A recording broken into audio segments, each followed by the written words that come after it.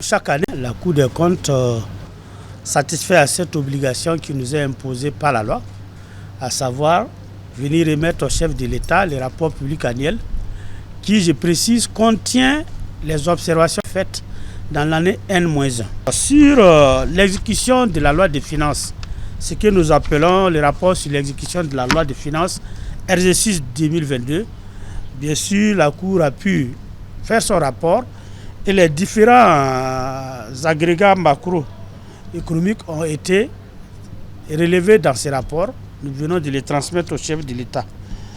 Ensuite, nous avons ce qu'on appelle la certification des formulaires dans le cadre du rapport ITIE. C'est sur les revenus qui sont issus des industries extractives, particulièrement l'or. Là aussi, la Cour en 2022 a fait la certification de 137 formulaires qui lui ont été transmis par les différentes entités publiques qui sont chargées de récolter ces revenus. Alors, au titre des collectivités territoriales, bien sûr, nous avons fait des audits au niveau des collectivités territoriales, particulièrement sur le Fonds minier de développement local, où nous avons détecté des insuffisances dans la gestion du Fonds minier de développement local et dans la gestion des cantines scolaires.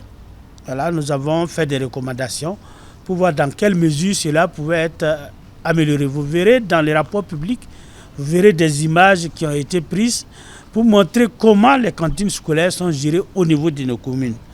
Enfin, nous avons les projets et programmes où nous avons présenté l'audit de 2022 du programme d'aménagement et de valorisation de la Léraba Paval et du PAEA, programme d'approvisionnement en eau et assainissement, qui est un programme financé sur le fonds de la Banque mondiale.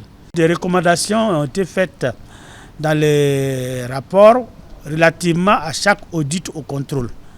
Puisque quand on fait un audit ou un contrôle, on fait les constats, c'est-à-dire que par rapport à une situation donnée, par rapport à la législation, est-ce que tel que ça se passe, c'est conforme à la loi?